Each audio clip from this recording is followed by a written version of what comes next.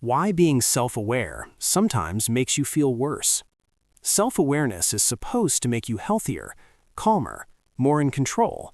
So why does noticing your thoughts sometimes make you more anxious, more stuck, and more self-critical? That's not failure. That's a psychological side effect no one talks about. Why it matters. High self-awareness can quietly turn into self-surveillance. Instead of understanding yourself, you start monitoring yourself. And that shift changes everything, from how you think, to how you feel, to how you act around other people. The self-monitoring trap. When you become very self-aware, your brain starts watching itself. You don't just have thoughts, you judge them. You don't just feel emotions, you analyze them in real time. This creates a split. One part of you living, one part of you observing. That observer isn't neutral, it's critical, it's evaluative, it's never satisfied. The result, you feel tense even when nothing is wrong. Analysis versus experience. Psychologically, there's a difference between awareness and immersion. Awareness says, I notice this. Overanalysis says, why am I like this? What does this mean? Is this bad? The more you analyze your inner world while you're inside it, the harder it becomes to actually feel anything naturally.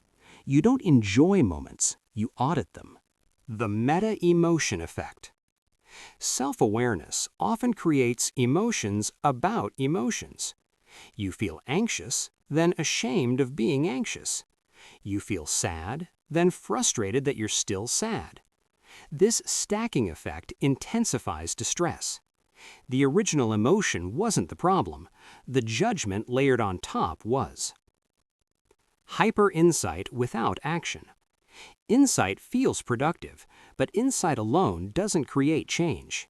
You can understand your patterns, your triggers, your childhood wounds, and still feel worse if nothing changes behaviorally.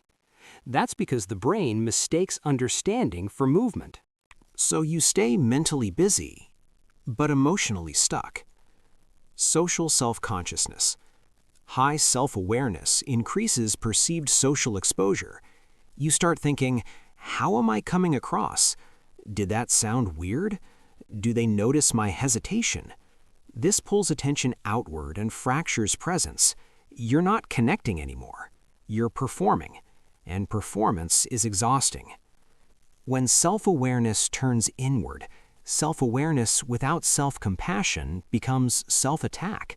The same clarity that helps you grow can be weaponized against you. Instead of, this is a pattern I can work on, it becomes, this is what's wrong with me. The nervous system factor. Your nervous system doesn't heal through insight alone. It heals through safety, repetition, and calm experience. If awareness increases tension instead of relief, your system stays in alert mode. That's why people can be deeply self-aware and still feel emotionally dysregulated. How to use self-awareness without burning out.